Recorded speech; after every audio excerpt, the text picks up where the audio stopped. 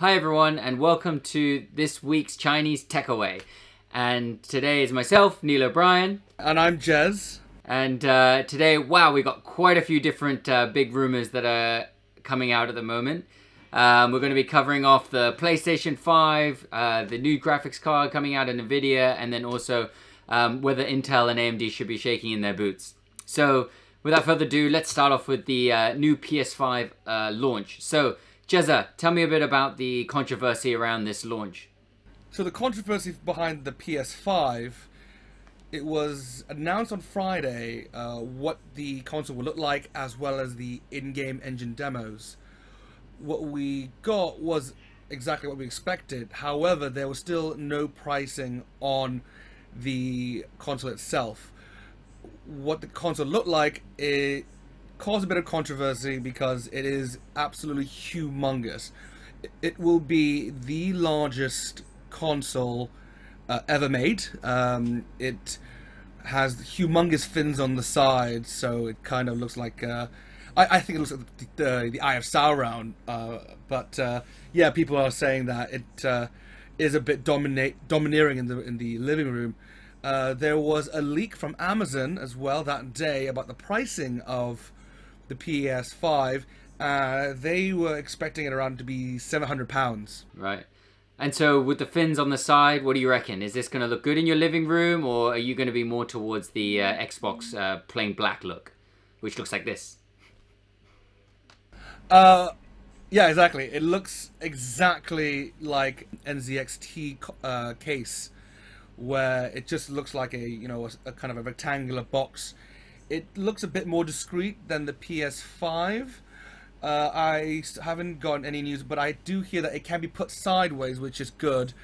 The new Xbox is a bit chunkier. However, I think the aesthetics for the Xbox is much more discreet, rather than having a PS5, which does look like it'll take over your living room. I'm just wondering, who's still going to use these Blu-ray players? I think from a movie standpoint, great. People like to have their full 4K and the sound quality for Dolby Atmos.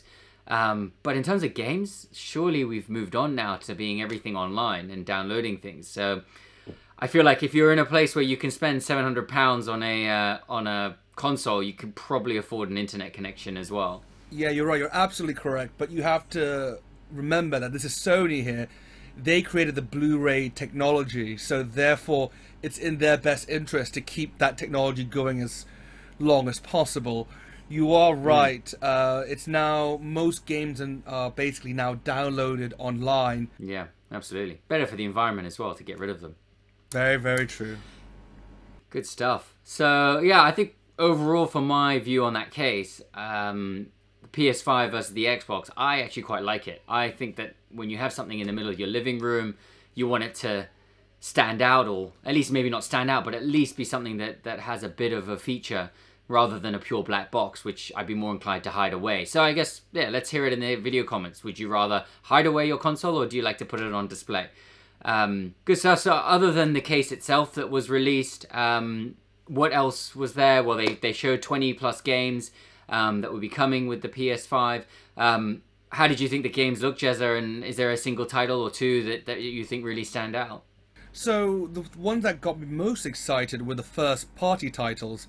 So the titles like the new Spider-Man, the Ratchet and Clank, the Sackboys. I am extremely excited about those titles because they will be using the full power of the PS5, unlike third-party titles, because what PS5 has been using as their marketing strategy is that they have been using their this hard drive as its main selling point. So they claim to have, I think, 8 to 9 gigabytes a second speed on their hard drive, which is even faster than most computers today. Cool. Sounds good. I think I'm not really playing many games today, but can certainly appreciate the graphical side of things, and definitely looking some side-by-side comparisons. It's looking like you're getting some really improvement in the graphics, which is nice to see on a nice massive LG OLED or QLED or whatever your display is that's sitting in the living room. So some eye candy at the very least. Exactly. But the thing is, you have to be a bit wary about is the whole marketing speak. At the moment, they claim to have 9 gigabytes a second a hard drive, which is unheard of. But then you look closer into it, it's actually 9 gigabytes a second compressed speed. The actual SSD speeds is around 5.5 gigabytes a second, which is the new PCIe 4 standard SSD speed. So it'd be interesting to see what sort of compression software they'll be using. And then in terms of timing, then how long until we can expect to get our hands on this PS5? Both PS5 and Xbox are aiming for the holiday season this year, so therefore you're looking about November, December time in 2020. Yeah. Well, let's hope they keep to it, and particularly with all that's going on with Corona and manufacturing processes being slowed down. Yeah. Well, let's see if they can keep to it. Yes, exactly. Exciting stuff. Nice one. So that rounds off the PS5, and as you mentioned, the pricing is around £700. Well, they're forecasting.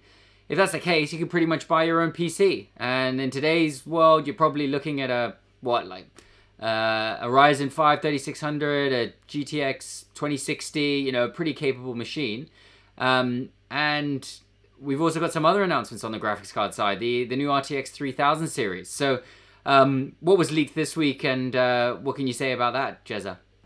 Well, last week there was a leak photo of the graphics card design to basically the world, and what happened is Nvidia itself decided to do an internal investigation because not even the product developers saw this. These were leaks that even the people in Nvidia didn't know what the cards would look like, so that was a massive breach of trust for the manufacturers. Well, I don't know. I kind of look forward to seeing these new blower heatsinks that were put on. Essentially, it was one heatsink with a fan on either side. So, if that's the case, you know, have we been cooling our GPUs wrong for the last 30 years? Has Nvidia found some new miracle way to cool this? And if so, that's great. You know, I think we spend a lot of time using AOIs, all-in-one liquid coolers for our CPUs, but not so much for our GPUs, and it's quite common for those temperatures to go up to 80, 90 degrees with the reference coolers. So it'd be nice to get a decent cooler on these that will keep them more in check. But oh yeah, but however, you have to put into consideration the cost. The leak cost of one of these coolers is about $130 US, which is a humongous amount. Yeah, well, I think at the end of the day, it's just Nvidia want to make sure they hold on to that performance crown, and if it means consumers have to pay more and they got to put on more cooling to push their silicon further and faster, then they're going to do it. And I guess this is probably the first time they're shaking a bit in their boots, because ATI really with RDNA could come up with something special in the same way they've trampled all over Intel. Trampled, is that fair? I think getting Yeah, I think you're right saying that they're currently being trampled by AMD. That'll be good, and yeah, let's see how Nvidia will do this time around. I mean, I'm still rooting for ATI. I think it's great that they are taking on Intel and then Nvidia, and yeah, power to them. Well, nobody wants to see a company fail. However, when you operate like a monopoly and you start price gouging and you're not even giving out good products anymore, that's when people are no longer sympathetic to their downfall. Yeah. Well, Apple are quite happy to charge people a premium for their Apple tax, but anyway, that's a little bit different. But yeah, we won't go there. Well, I think we're about to go there, right? Yeah, true that actually. So Apple have announced something rather big, haven't they? What's their big announcement this week? Yeah, so in the last 7 days, Apple has basically given their strategy roadmap for their microprocessors, actual processors. So they just announced that they will no longer be using Intel chips. This is the first time they've done this in the last, I think, 15 years, and maybe more, maybe about 16 years. And now that they'll be using their own ARM processor chips, so that they will power their own hardware. Wow, that's going to be quite a big step up. I mean, they have built chips before, though, haven't they? Well, CPU chips, that is. They have. Before they were with Intel, they had PowerPC, which I personally used to have a PowerPC powered MacBook. So these were the basically the PowerBook G4s, the iMac G4s, and they were basically done in conjunction with, I think, Motorola, I think. However, those were not powered very well. They were at least 1 or 2 years behind when it comes to processing speed, which is why they went with Intel.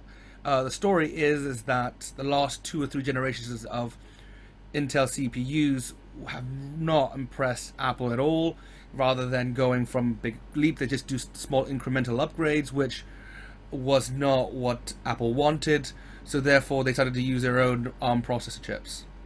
This is going to be an ARM-based processor rather than a x86 architecture.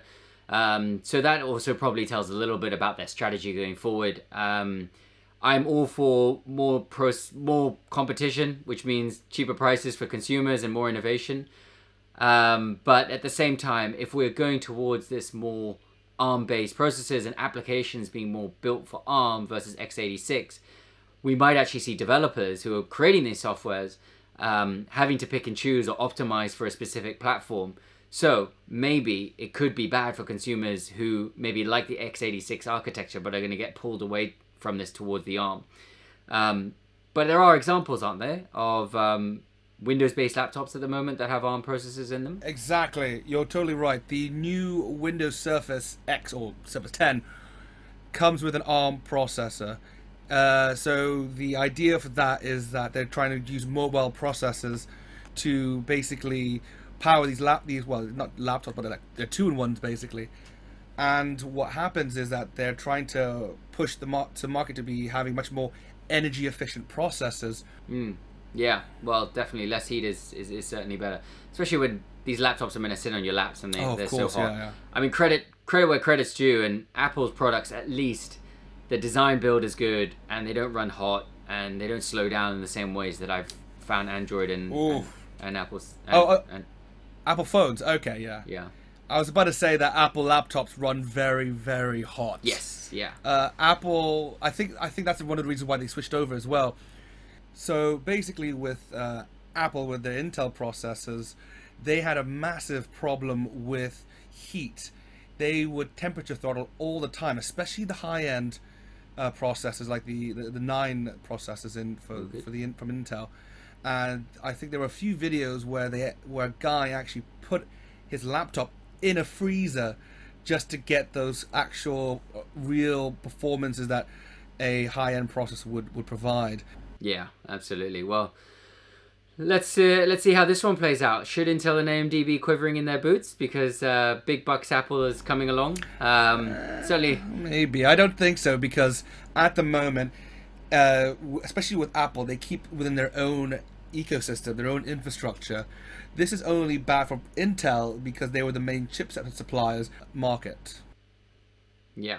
Which I guess at the end of the day isn't the main focus anymore anyway for a lot of these companies. They're looking at other places to build their revenue. And I guess with Apple it will be more people buy their hardware, then they start buying all their software and buying into the ecosystem, and maybe they can sell some of their monitors with $1,000 stands, and that's where they can make their big bucks. Yeah. Or was it they're selling the wheels? Yeah. Those wheels for ridiculous amounts of money. Yeah. Interesting strategies, but hey, yeah. Well, that's good. I think so. Everyone, that's some of the key tech news that we wanted to cover off this week. Let us know if you wanted us to cover any other topics in the comments below. Thanks a lot, guys. If you like this video, like and subscribe in the button below. Boom. Cheers, guys. Bye bye.